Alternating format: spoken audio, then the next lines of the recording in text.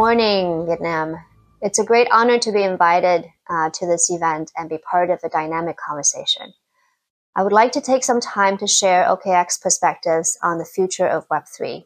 Our commitment and passion has always been using technology to really empower individuals, to increase transparency, to increase ownership and sense of accountability and responsibility at a larger scale, so that more people can benefit from it. When we feel excited about Bitcoin ETF bringing more attention, more educational opportunities, and more people to the table, we also ask ourselves, what can we be doing to continue to invest in the product, in the underlying technology? And I think it's important in that quest to take a step back and think about what Web3 actually is about. It is about moving on chain. It is about giving more power, giving more transparency, more visibility, and more ownership to individuals, when otherwise that type of access and transparency is not available. And in order to think about the path to reach billions on chain, there are, we believe, three fundamental parameters as we evaluate our investment, our efforts, whether those are worthwhile efforts. Parameter number one, is this useful? Is what we're doing useful? I think that's a fundamental check in terms of what we are doing. I think the second piece is whether people actually feel safe, feel reliable when using the product. And lastly, is it usable? I would like to go into each of them and also share how we as a platform have been investing in these areas. First of all, is it useful? If we look at what we have in the space so far, I think over the last more than 10 years now, we've got multiple rounds of market cycles. But throughout the cycles, there have been a few use cases that have emerged and have been tested by time and by market cycles. The first use case that is being validated over time is Bitcoin. There's a reason that Bitcoin ETF is the first one that is being approved in US market, obviously, for spot. It is so because Bitcoin is being viewed and more accepted as such as store of value alternative. And the store of value is moving on chain, and there's a clear trend that we can see. As you can see from this chart, Bitcoin to gold price ratio has been steadily moving up over time.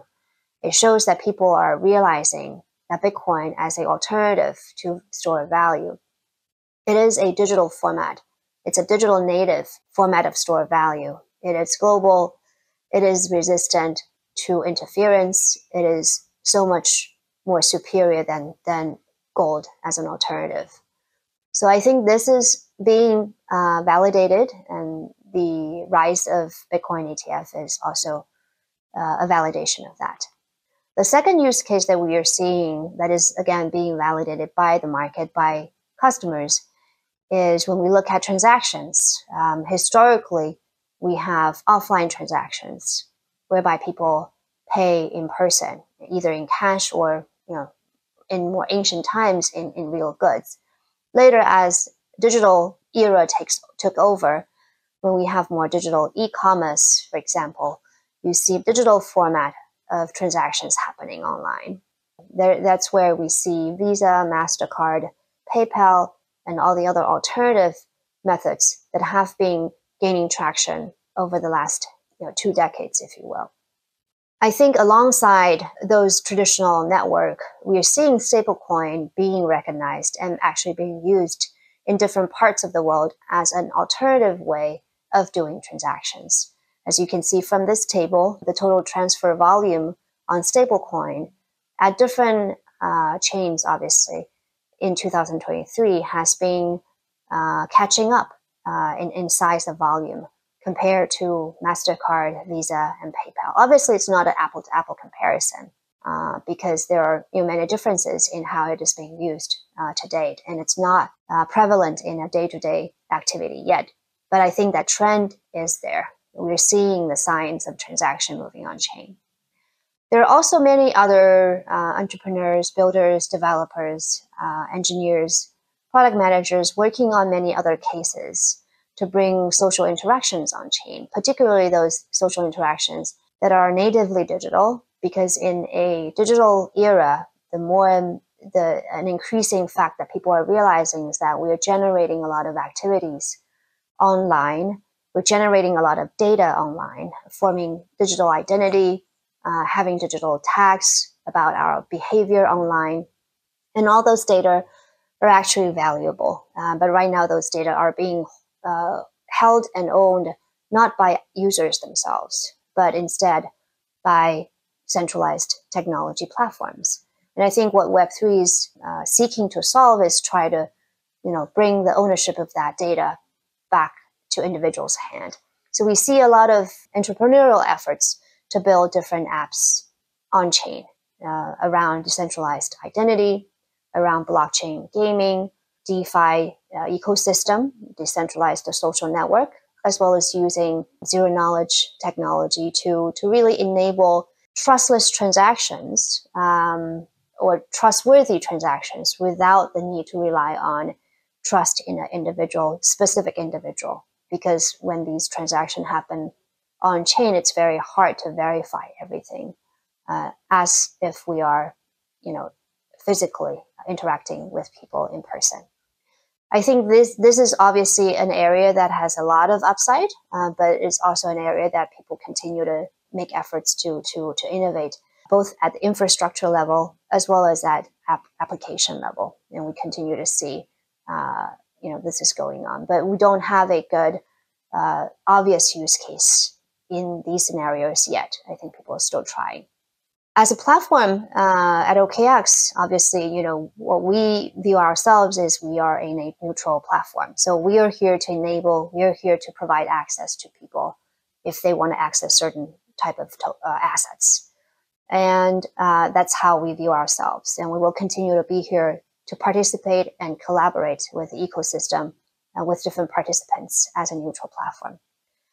The second parameter in continuing to push and reach billions on chain is about reliability, security, whether people feel secure and safe when interacting on chain. And that is a very important element that we have been investing in over the last few years consistently. There are several elements that we have been investing in. I would like to go through them very quickly one by one. The first one is about enhancing platform security. We take that very seriously.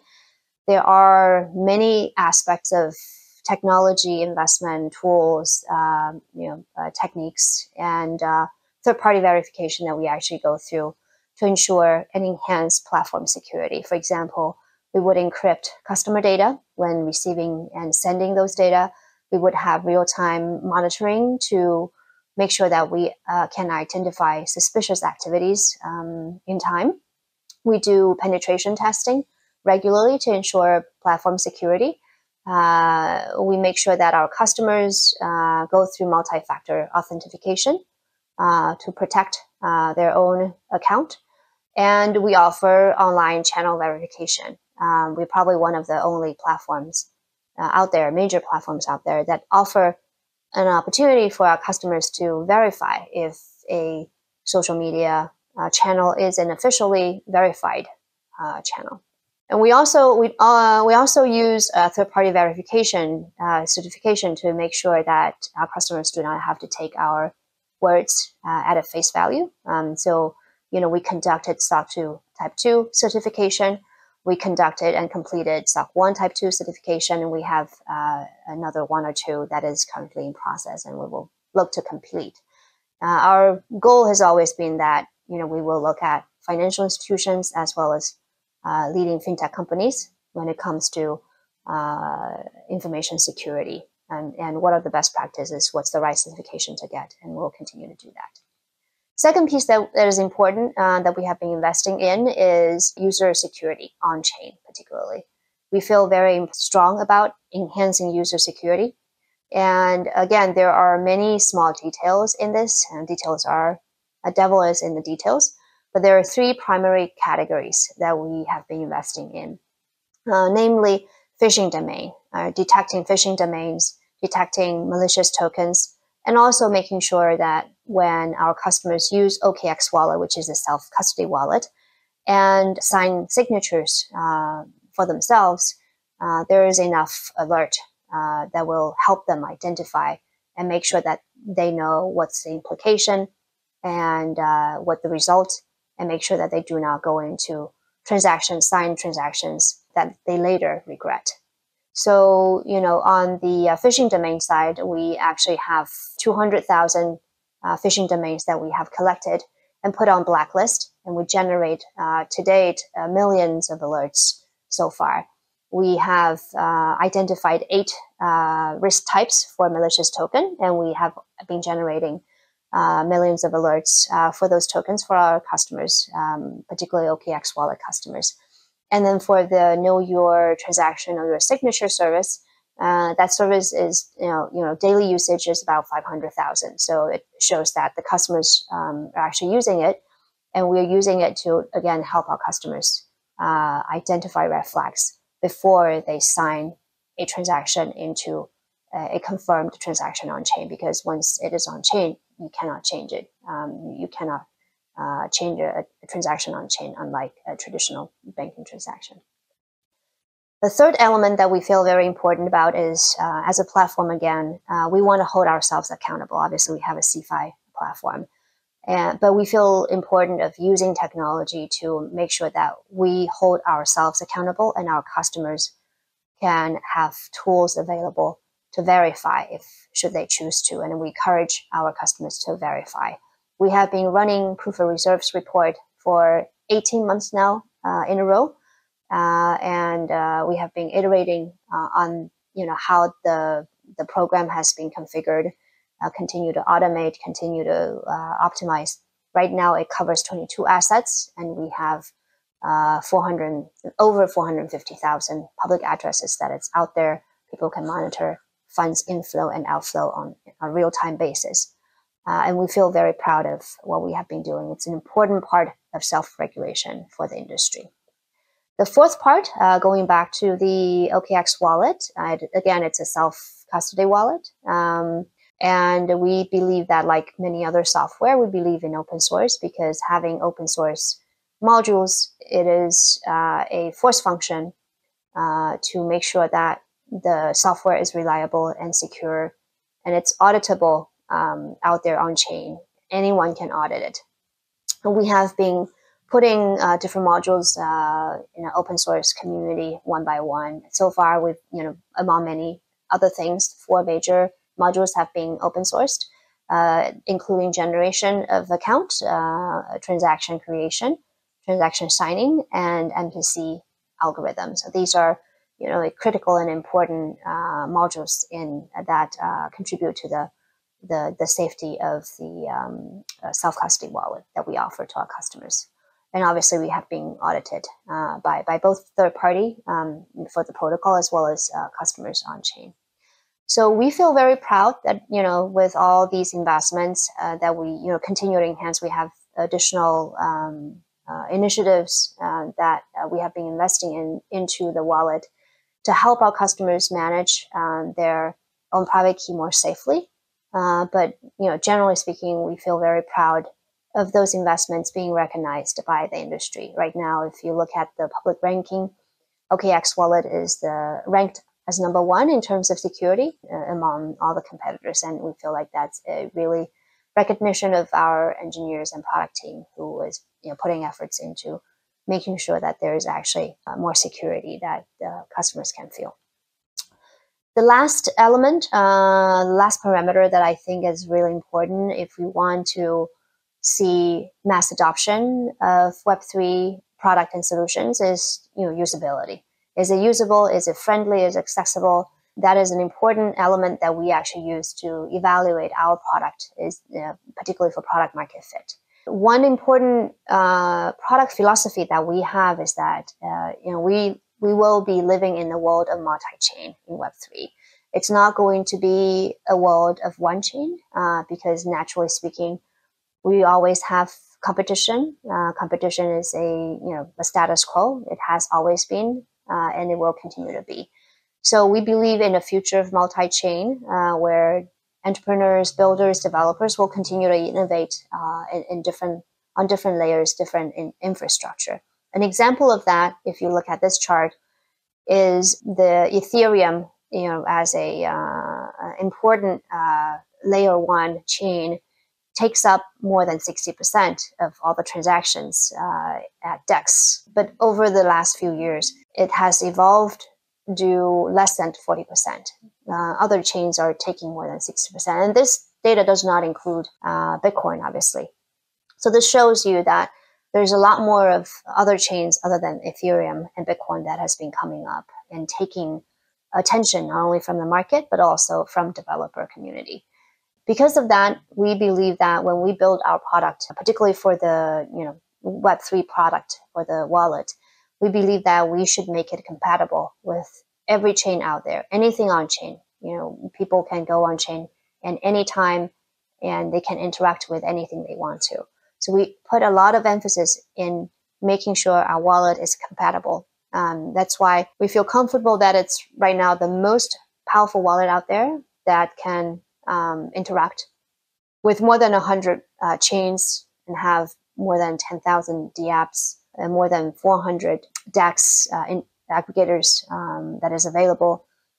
We continue to invest in compatibility and interoperability. The other part of competition that we believe in is that in addition to layer 1, we believe that the layer 2 solutions will continue. I think there is a rise of layer 2 solutions that we have been seeing in both Bitcoin and other chains. And this chart shows the evolution of layer 2 solution in Bitcoin ecosystem. So we have been an early adopter of innovations. More than 3 years ago, we have decided to integrate with Lightning. We are the biggest, with probably the first platform that actually integrate with Lightning. And I'm proud to say that right now, OKX is number 1 in capacity node. We have been serving 179 countries. Customers, accumulated customers using Lightning channels have been to almost 80,000. The growth has been very strong over the last 12 months as the market hits up, obviously, but I think it's a very long journey for a solution like Lightning to continue to develop. At the same time, this year, we also have been very active in supporting and pioneering in the supporting of ordinals and runes. We are the first platform to support runes, and we are right now ranking number 1 as well for rune market. We believe that as a platform, being available to our customers and going with the customer is important. So the last piece for usability is, the most probably challenging part of using self-custody for the mass, for the general public, is how can people use private key more effectively. It is very tech heavy. A lot of people, when they learn how to use self-custody, they have to go through, first of all, a psychological hurdle and then a learning curve. So as a platform, we believe that in the industry, if we want more people to realize the benefit of self-custody and also benefit from that, we have to make it easier to use and abstract some of these technicalities. That's why we have been pioneering the implementation of MPC technology and AA technology, account abstraction, in our wallet. I think we still have some discovery to make, and we are doing that with our product. We are iterating and hoping to make it easier for those who actually need it to use and discover and use it, use these features. But this is an important area that we have been investing in. All in all, I think we are very excited. We are very committed to Web3 space. We believe that the mission that we have always been having is to create product and technology innovation and help users become owners in an increasingly digital world, whereby the users can actually own their own assets and value and data and protect their own assets and value and data as such. So we look forward to being a constructive participant of the ecosystem, and we look forward to continue to work with every one of you. Thank you, everyone. Thank you.